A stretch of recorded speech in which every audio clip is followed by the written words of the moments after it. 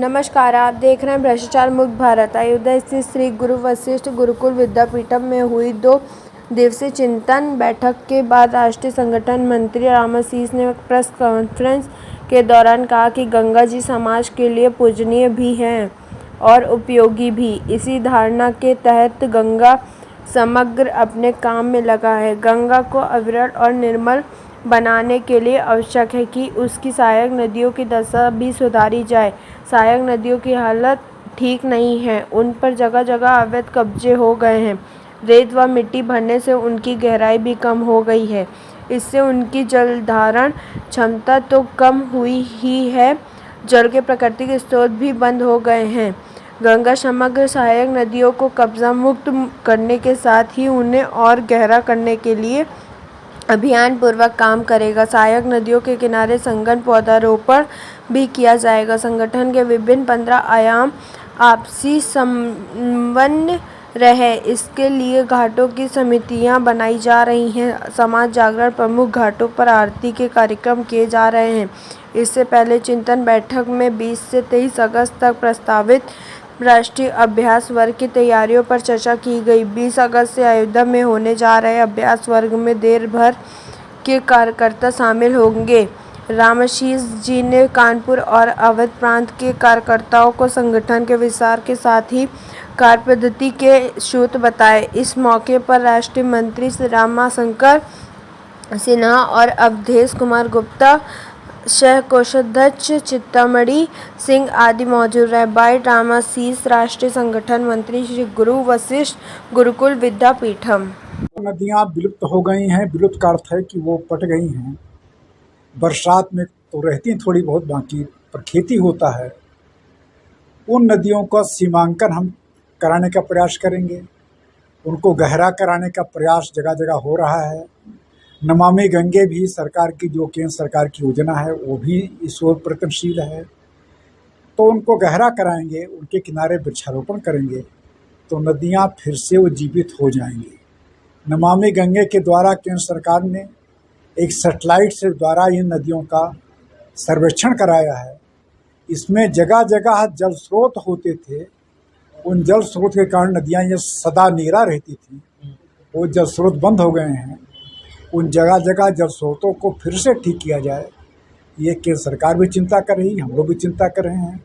मिलकर काम होगा तो सफलता मिल जाएगी, ऐसी हम लोगों की अपेक्षा है, आशा है। गंगा समग्र का ध्येय वाक्य है, अविरल गंगा निर्मल गंगा। गंगा जी अर्थात गंगा जी नदी, सभी नदियाँ और सभी तालाब और झील, इनको हम एक शब्द बोल सकते हैं, जल तीर्थ। ये जल तीर्थ स्वच्छ हों और बने रहें, इसके लिए हम लोग अनेक प्रकार के कार्यक्रम का विचार किए हैं। उसमें वृक्षारोपण है, उसमें नदियों की सीमांकन करना है, नदियों गहराई बढ़ाना है, तालाबों को ठीक करना है। ऐसे अनेक प्रकार के कार्यक्रम का हम विचार किए हैं। इसको और विस्तृत स्वरूप देने के लिए आगामी 20 अगस्त से 23 अगस्त तक यहाँ पर एक बड़ा प्रशिक्षण कार्यक्रम भी हम आयोजित करेंगे। उसके बारे में भी विचार किया गया है। यह जो प्रशिक्षण कार्यक्रम है, ये जानकी महल ट्रस्ट में आयोजित होगा। यह है 7 प्रदेशों से लगभग 300 कार्यकर्ता यहाँ पर 3 दिन के लिए प्रशिक्षण के लिए आएंगे। वो अपना किराया खर्चा करेंगे, यहाँ पर शुल्क देंगे वो, और 3 दिन रहेंगे। नदियों में हम सरजू जी को, लोगों को सभी, कहीं कोई घाघरा कहता है, कहीं कोई शारदा कहता है, माँ सरजू बिल का नाम ही समाप्त कर दिया है।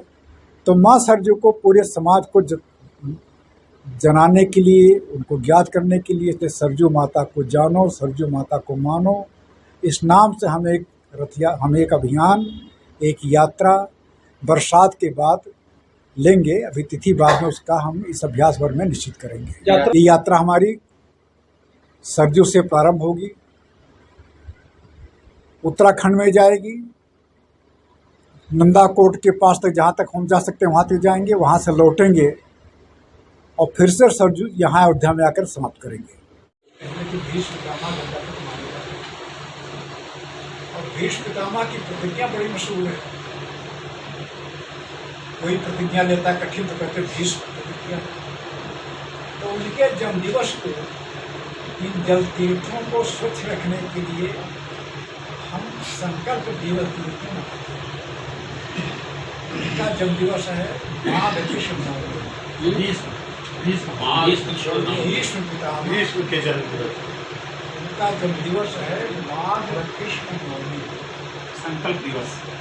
उसको हम संकल्प दिवस मनाते हैं।